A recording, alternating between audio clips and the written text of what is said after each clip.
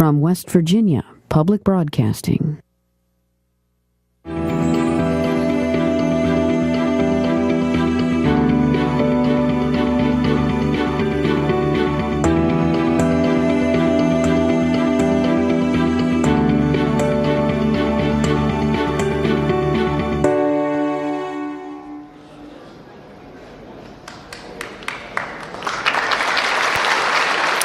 Live from a joint session of the West Virginia Legislature in the House of Delegates chamber at the state capitol in Charleston. This is the 2013 State of the State Address. Good evening. I'm Beth Voorhees. The governor is at the podium. He will soon be introduced again by House Speaker Rick Thompson and get another round of applause and then begin his speech.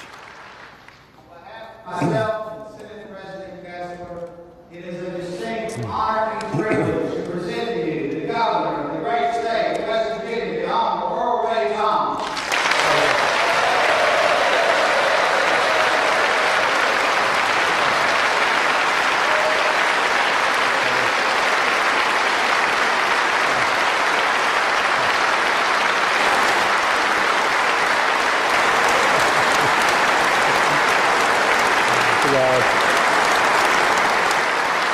Please, sir.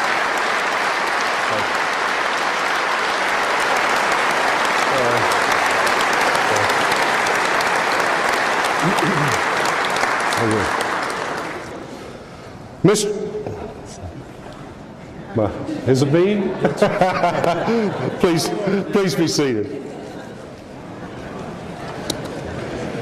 Mr. Speaker, Mr. President, members of the Board of Public Works, justices of the Supreme Court of Appeals, members of the State Board of Education, members of the legislature, distinguished guests, and my fellow West Virginians.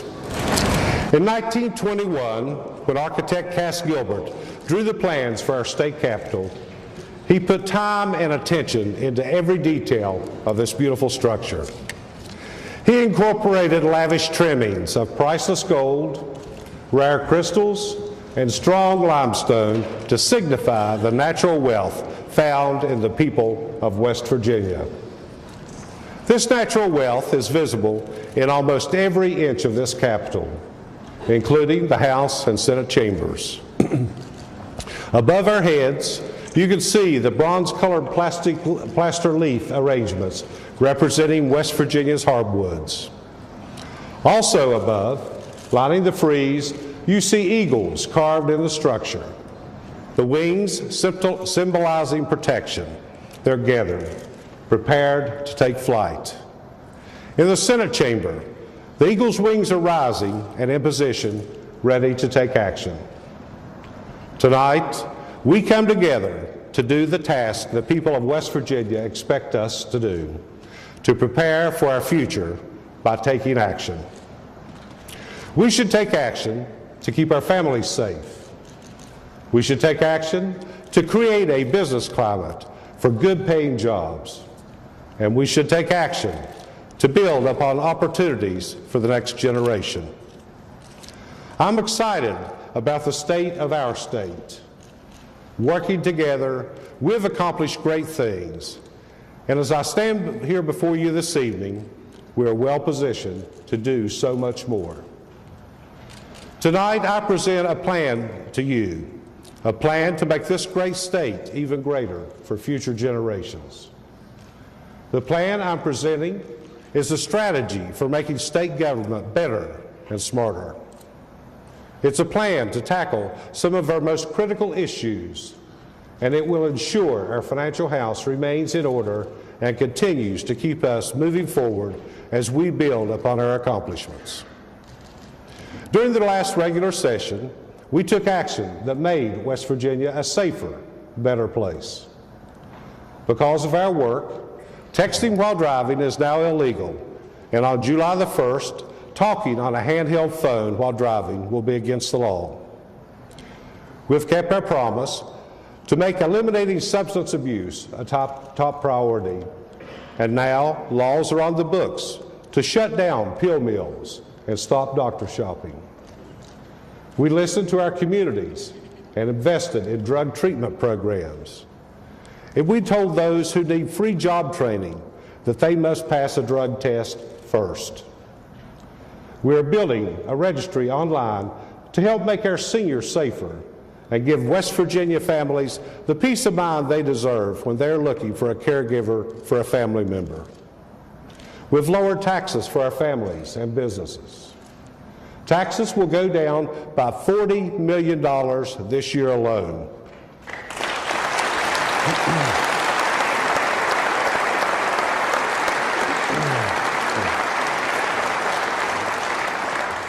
We told families of children with autism and teens who were struggling with the thought of suicide, you are important to us.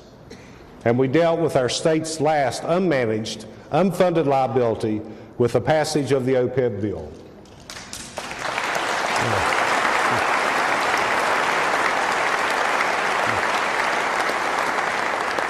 Together, we put a plan in place to pay down this last unfunded liability. Our state has worked hard to foster job creation by cultivating an environment where employers can offer good-paying jobs. And our hard work is paying off. Last year, we celebrated as Gestamp, an $8 billion company, reopened the South Charleston stamping plant. This international company is investing more than $100 million in West Virginia and in the future of hundreds of workers like Andrew Blatt. Andrew is a 24-year-old Cross Lanes native and an engineering graduate of West Virginia University Institute of Technology. Andrew is overseeing Gestamp's new $22 million laser cutting project. Tonight, I'm happy to be joined by Andrew and another Gestamp employee, David Underwood. David, along with all of us, is excited to see this South Charleston landmark revived again. David and Andrew, please stand and let us thank you for showing the world that West Virginia has an outstanding workforce and that the Mountain State is an amazing place to do business.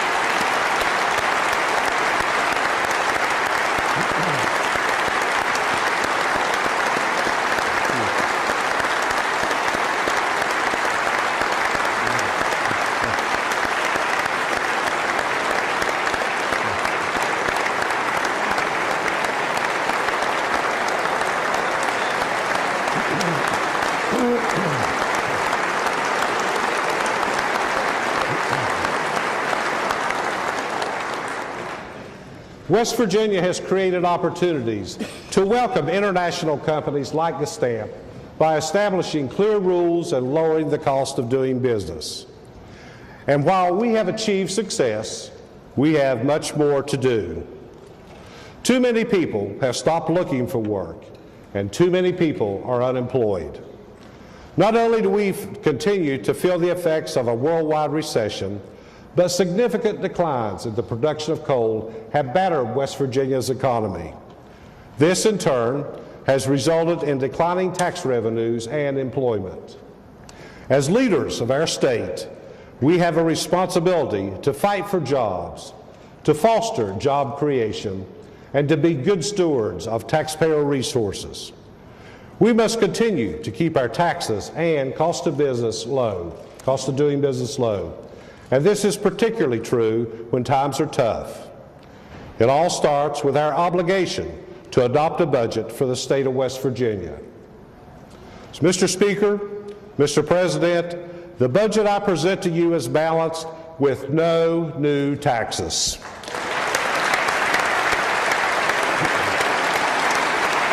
No new taxes.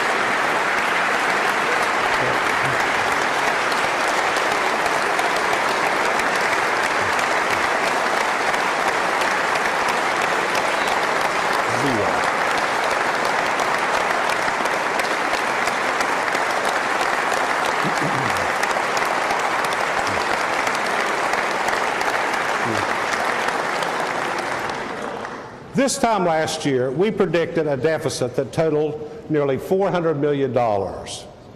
Staying true to the hallmark of our fiscal responsibility, my administration began the task of closing that shortfall. Unlike the federal government, we did not kick the can down the road by borrowing money or allowing deficits to mount. We told our agencies almost a year ago to do more with less. We challenged them to be smart, to be efficient, to be prepared to cut their budgets. In tightening our belts, we realized that some of our programs and services should not face budget reductions. The budget I present does not cut any scholarship programs, including the Promise Scholarship.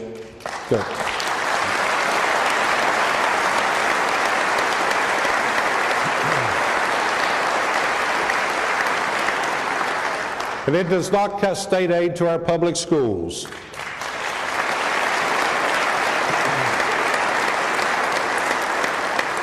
Our budget does not take money away from mine safety programs.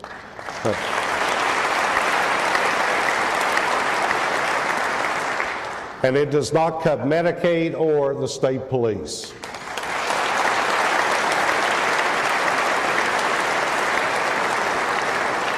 While we protected these services, we asked other areas in state government to make a 7.5% targeted reduction, allowing us to cut over $75 million from our state's budget, including over $450,000 from my own budget in the governor's office. These reductions are not easy, but they are the right thing to do for future generations. In addition to these cuts, we examined our accounts in state government. We identified over $135 million in unused monies that could be redirected and used to meet our obligations in the coming year. While our economy recovers and revenues get back on track, I'm proposing we use these monies, along with almost $140 million in accrued and expected surplus money, to balance the budget for next year. Balancing our budget sends the right signal to businesses that West Virginia is stable, but we must do more. We must continue to focus on job creation, lowering the cost of doing business, and eliminating inequities in our system. We also need to help our small businesses. As we know, sometimes it's simple fixes that make the biggest differences. Under our law, employers are required to pay employees within 72 hours after leaving or face significant damages and lawsuits. Small businesses do not need the hassle of rerunning payroll every time an employee moves on. Employers should be permitted more flexibility to pay these employees. It's a simple fix, but it's one that will make a big difference to our small businesses. West Virginia also needs to identify and remediate land available for development.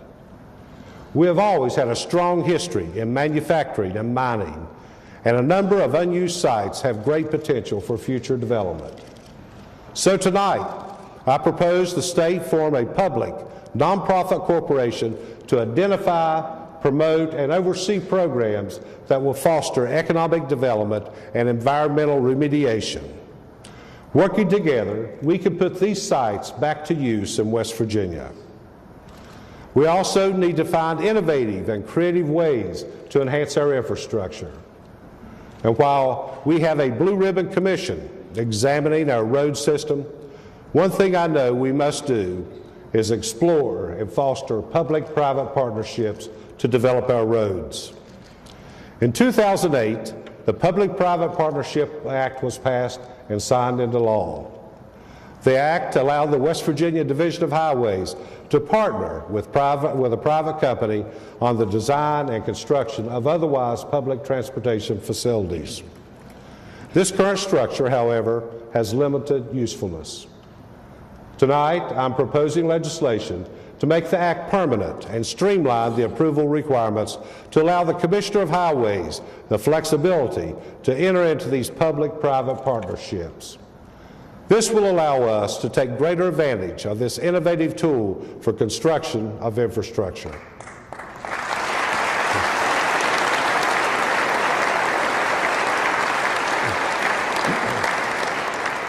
We cannot talk about jobs in West Virginia without talking about our energy sector, the long-standing foundation of our economy.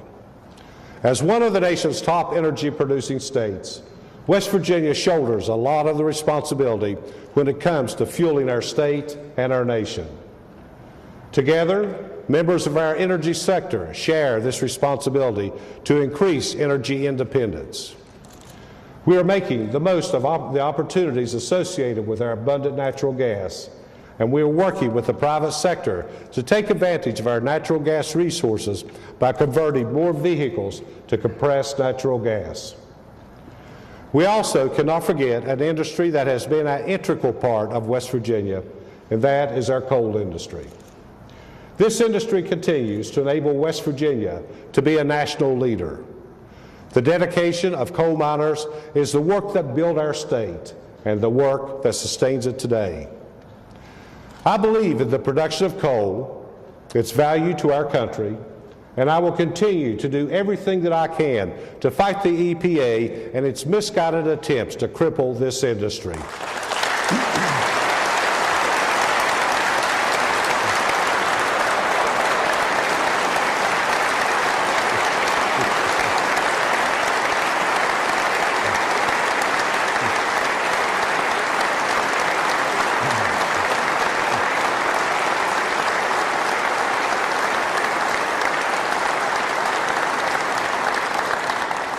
As important as the energy industry is to our economy in West Virginia, there is something more important for our future, more important for our economy, and more important for creating good-paying jobs, and that is education.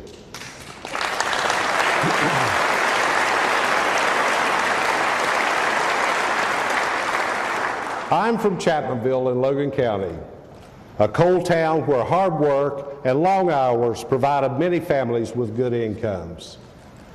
My parents saw to it that I received a great education in high school and at WVU and Marshall. I was the first person in my family to receive a college degree, and I know that I would not be standing before you today without it. Every child in West Virginia deserves the same opportunity. I want to speak to all parents in West Virginia tonight. You are the greatest cheerleader your child will ever have. Please take their education seriously and help them realize their potential. There is no greater force for educational achievement than a dedicated parent.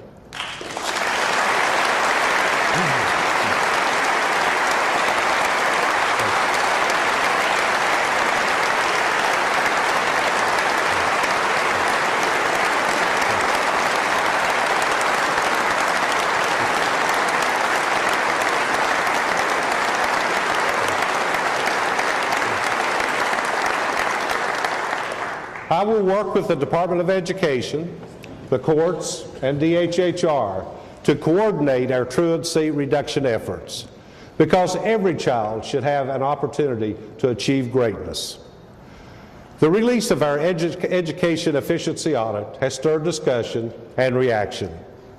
We have studied every aspect of the audit and reviewed responses from our citizens, from community groups like A Vision Shared, the State Chamber of Commerce, and our valued teacher representatives. We have learned so much. First, we learned that there are numerous good things about our education system. We have countless examples of not just good, but great teachers in West Virginia. We have one of those teachers joining us here tonight from Hardy County. Michael Funkhauser, who teaches English in the Eastern Panhandle, is one of the great educators who work within our school system. Michael, please stand so we can congratulate you on being named our 2013 West Virginia Teacher of the Year. Michael.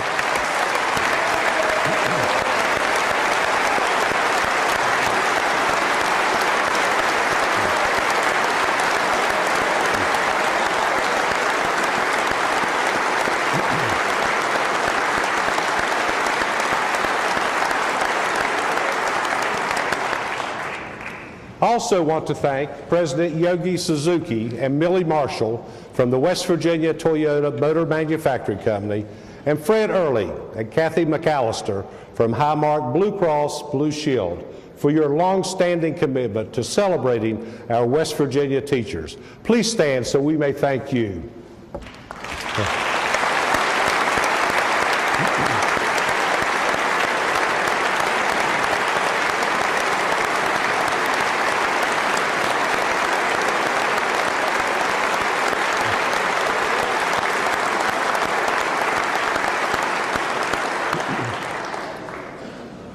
We also learned our state is full of bright children, too, who want to learn.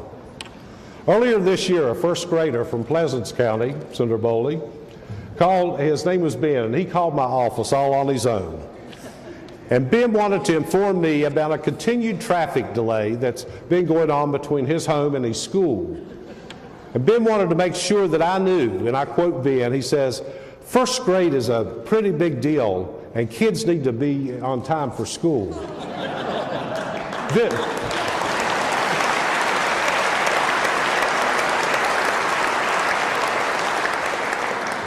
He went on to say, "This isn't kindergarten, you know." Ben wanted to get to school and get to school on time.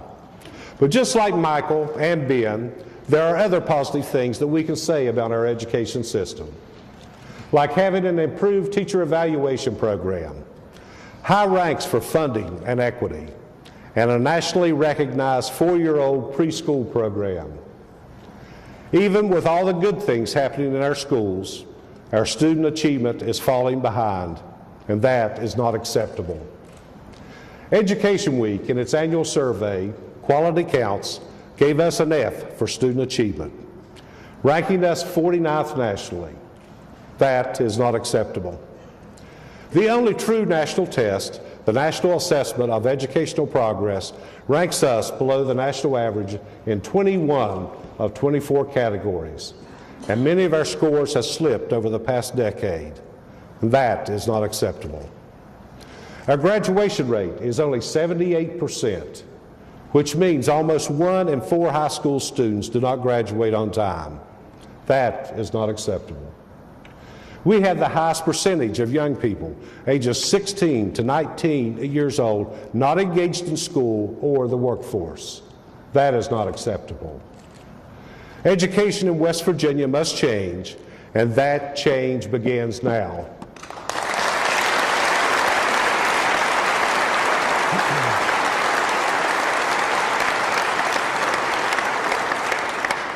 This change must begin with our youngest children. Through the 3rd grade, children learn to read.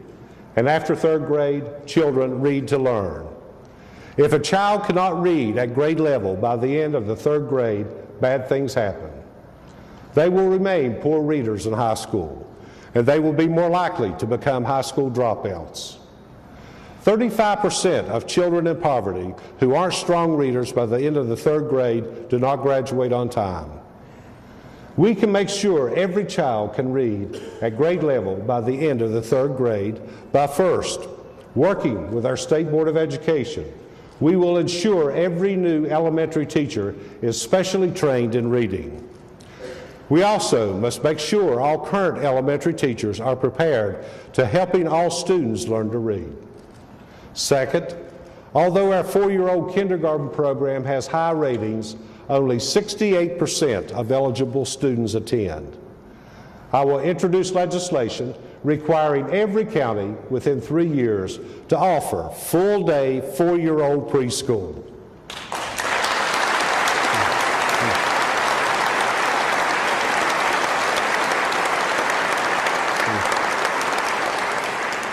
Third, I will support the efforts of the Benedum Foundation to help establish a process for defining once and for all the components and costs of a quality birth through 5 program.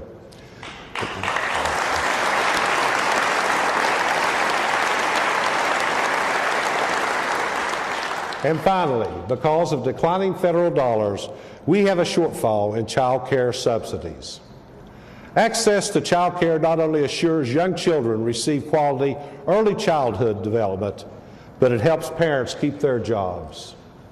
I believe in this program.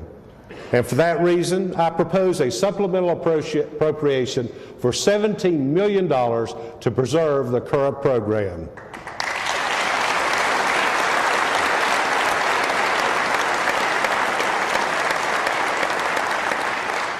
We want our youngest children to read on grade level by the end of the 3rd grade, but that is just a start. We are working hard to ensure every child who wants to attend college is prepared to do so, but not everyone is destined for college. In fact, many of the best paying jobs now and in the future will require skills our vocational schools should provide.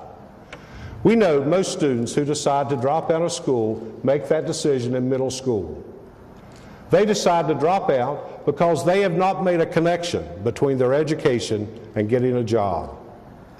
Most students learn best through real hands-on experiences, which is not what the current academic model offers.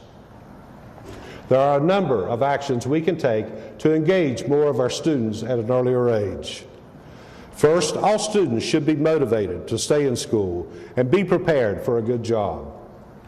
Workforce education should begin in middle school, and more vocational training should be made available to students not planning to attend college.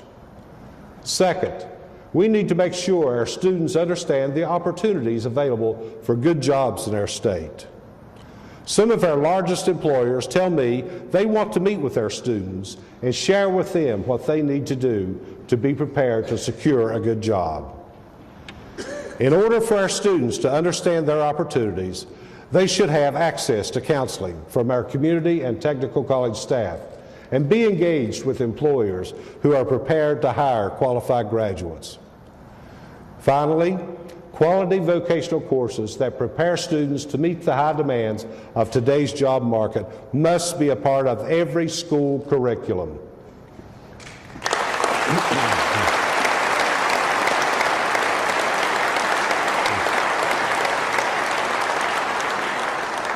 To assure the needed quality, we must require every vocational school to have at least one program that meets the rigorous requirements of the Preparation for Tomorrow program of the Southern Regional Education Board.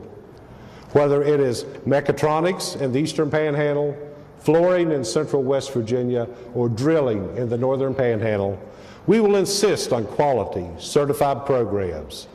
If our schools prepare students for college and a career, every graduate will be ready to go to work in West Virginia.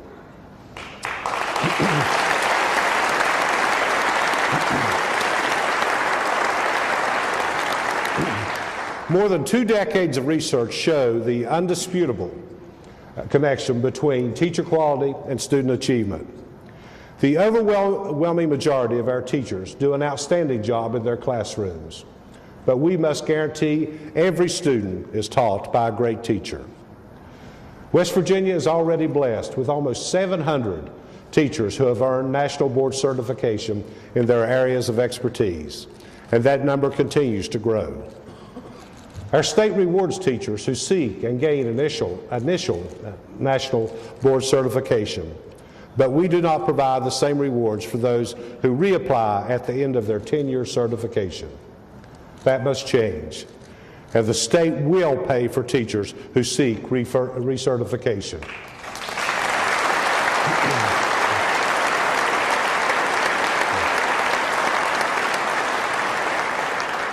Education for our teachers does not end when they enter the classroom for the first time. Quality professional development for our classroom teachers must be provided on a continual basis. Governors and legislators have struggled over the years to make sense of our system of professional development for teachers. The education audit found, and few would disagree, that our current system remains inefficient and ineffective. The State Board of Education should have the flexibility to oversee professional development. However, it should be delivered at the local level. Teachers should have a say because they know what critical skills they need to become successful in the classroom. Good training and professional development are critical elements for having great teachers in our classrooms, but they are not the only ones. Current hiring practices in our state do not guarantee the best teacher is the one actually selected for the job. In fact, in many cases, it prevents otherwise good teachers from qualifying for the job. The State Board of Education currently is developing a new system of accreditation so all schools will be held to higher standards.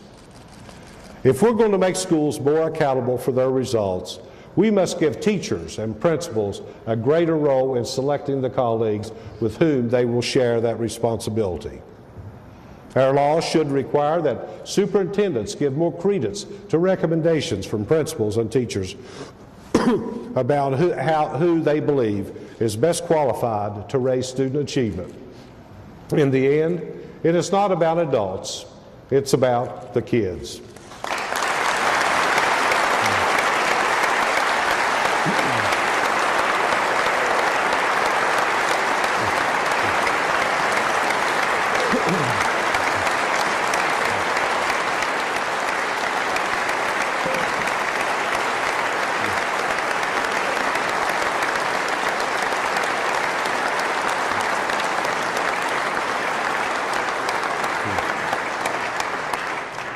Additionally, seniority must always be an important consideration, but seniority should not be the only decisive and controlling action in hiring practices.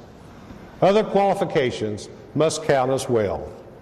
And finally, there are areas of critical need in West Virginia where qualified teachers are not available to hire, especially in the subjects of math, science, and foreign language. Where qualified teachers can be hired, there's no need for programs that provide these alternatives.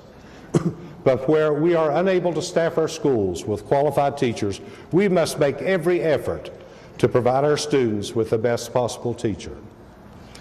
The education audit found no other state has so many laws that limit local initiatives, including districts, principals, and teachers.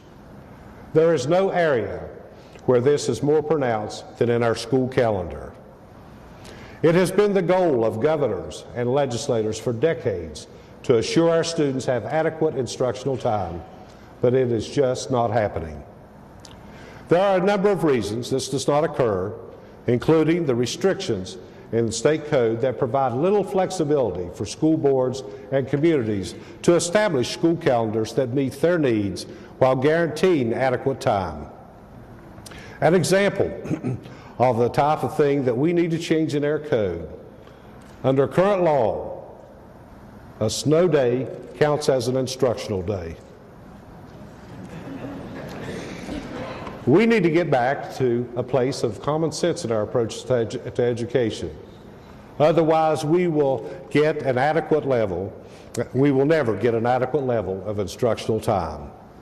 Instead, we will be stuck like we were last year, where our students only averaged 170 days of instructional time.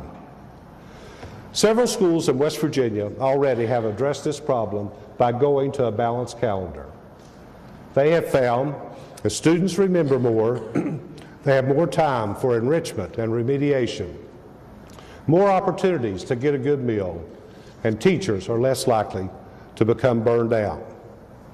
Let me be clear. My bill will not impose a new calendar on any school. It simply will free our local boards of education in consultation with staff and the community to design a calendar meeting the needs of adequate instructional time. Beyond the school calendar, there are other issues we must consider. Over the past 30 years, we've seen a 26% decrease in student population.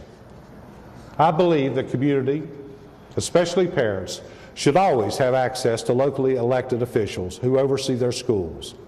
But that does not mean that we can and should provide all the current administrative overhead to each of our 55 county school boards. We must become more efficient. Finally, we must have a comprehensive and consistent way to integrate technology and digital learning into our system. We must embrace opportunities like Project 24, an effort led by former Governor Bob Wise that will enable our state to make the best use of technology to unleash our true potential. I am asking the State Board to embrace this opportunity. During the legislative session, Let's work together and take bold action so the next generation of West Virginians will have the passion, skills, and knowledge to change our world.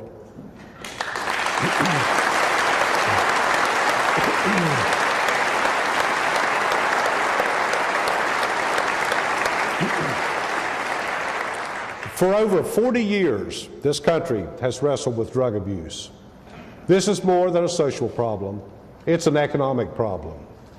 Too many people who can't pass a drug test go somewhere else, somewhere where they don't test, somewhere where it doesn't matter. They're running out of options, and so are we. Building a workforce that is not only educated, but clean and sober is something only our people can do for themselves. Beginning today, we will carry the message: if you get high, you won't get hired. Drugs aren't working.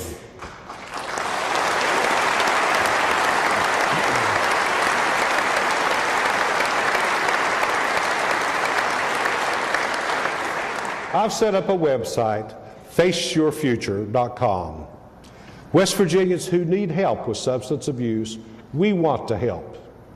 Joining me tonight are Kenny Perdue with the AFL-CIO and Steve White with the Affiliated Construction Trades Foundation, who for the past 20 years have been strong advocates for a drug-free workforce. And I'm also joined by Steve Roberts, President of the West Virginia Chamber of Commerce, and Jan Vineyard with the Business and Industry Council.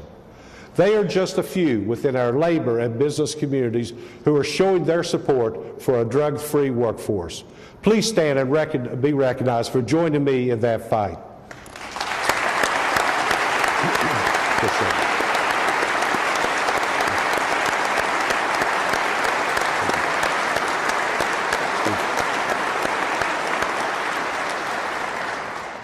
We must continue to support our law enforcement officers and give them the tools they need to protect us, our families, and our communities.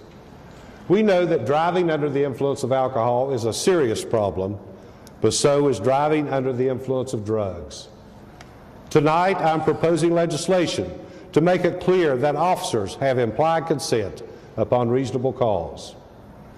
When drivers are under the influence of drugs or pulled over, they can be properly identified, tested, and removed from our roadways.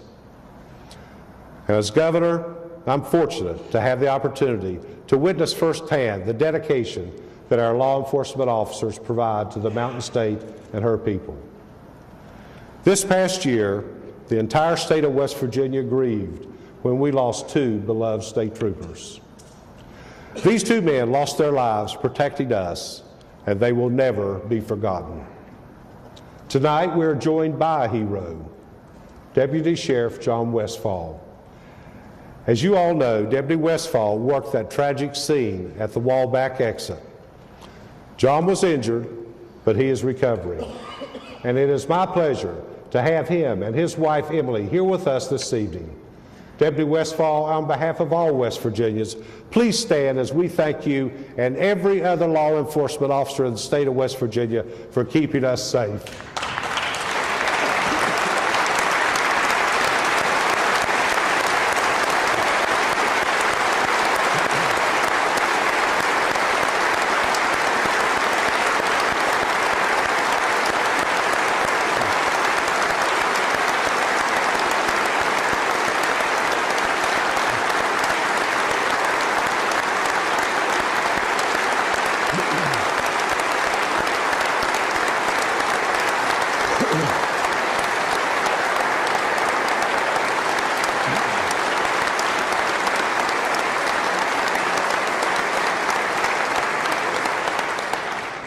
John, we continue to pray for you and for the family of Corporal Marshall Bailey, for the family of Trooper Eric Workman, and for all men and women who serve in law enforcement.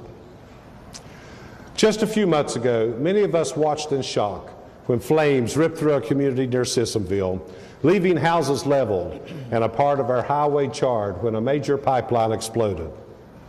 It was a true blessing that no one was injured or killed. We have learned from that explosion and from the investigation that followed that West Virginia's pipeline safety statutes are outdated.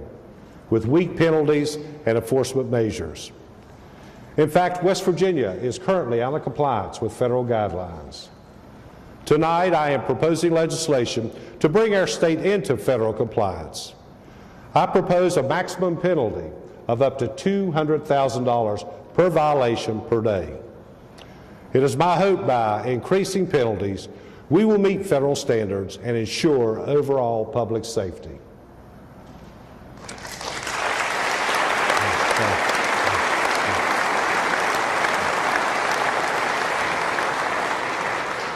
It's no secret that West Virginia's correctional system is overextended. Statistics now show the number of people in our prisons is increasing at 3 times the national average. Last year, I brought together my colleagues in the legislature, as well as judges, prosecutors, state and local leaders, research professionals, as part of an effort to find a solution to our outdated, overcrowded prison system. The Council of State Governments has succeeded in increasing public safety and reducing recidivism in states like Texas, Pennsylvania, and Ohio. I asked them to help me construct a plan, keeping public safety as our #1 priority. What we learned was simple.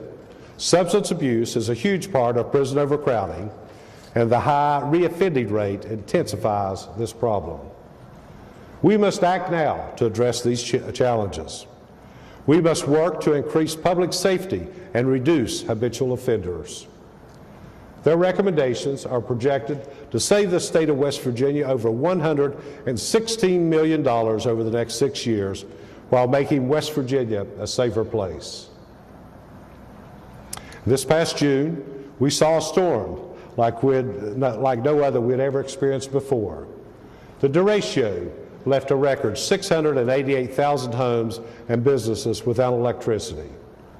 Volunteer fire departments, 911 centers, local officials, and the members of the West Virginia National Guard were there for us during those storms. And since the terrorist attack on September the 11th, the West Virginia National Guard has deployed over 11,500 men and women overseas, and we still have many members deployed today. These brave men and women continue to serve and protect. And tonight, one of those soldiers is with us, Sergeant Sarah Yoke. Sergeant Yoke was on a humanitarian mission in a village in Afghanistan where she and her fellow soldiers came under enemy fire. And because of Sarah's bravery, she received a Bronze Star and a Combat Action Badge for her service to our country. Please help me recognize Sergeant Yoke, Adjutant General James Hoyer, the men and women of the West Virginia National Guard, and all veterans here tonight. Please stand and be recognized for your outstanding service to our nation.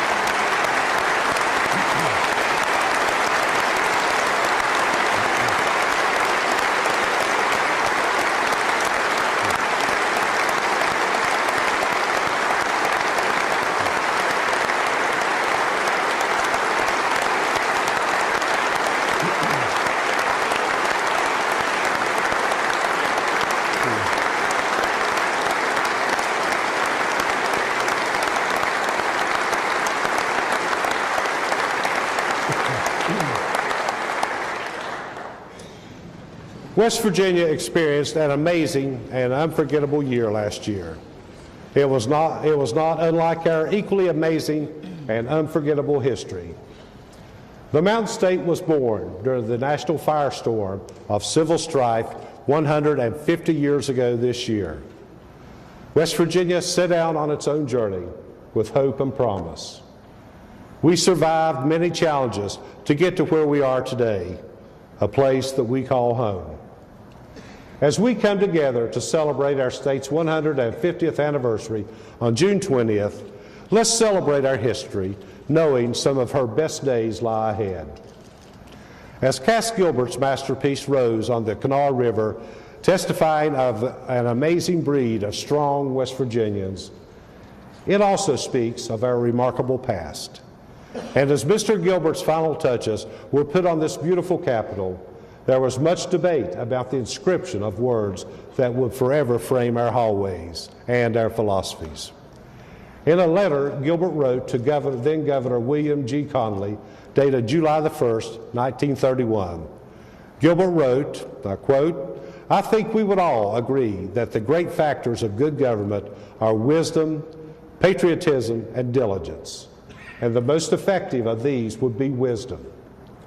I would prefer wisdom to knowledge, for one who is truly wise gets knowledge from others." Let's again work together as we begin this legislative session and share these great factors of good government, wisdom, patriotism, and diligence as we prepare and take action to move our great state forward. Thank you. God bless you. God bless America, and God bless the great state of West Virginia. Thank you. Thank you, sir.